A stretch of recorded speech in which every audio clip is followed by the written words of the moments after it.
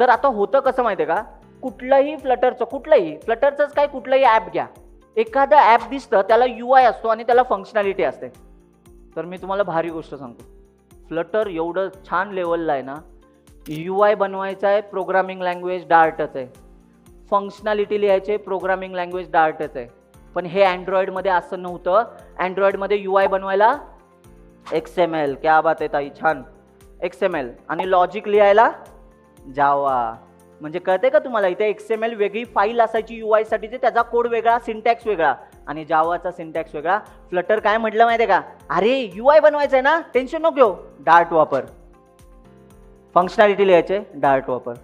म्हणजे UI आणि functionality दोन्ही कशात बनणार, डार्टमध्ये. म्हणजे आपल्याला काय शिकायचंय, डार्ट. मग तुम्ही म्हणाल सर फ्लटर मग काय, फ्लटर हे फक्त फ्रेमवर्क आहे ज्याची प्रोग्रामिंग लँग्वेज डार्ट आहे.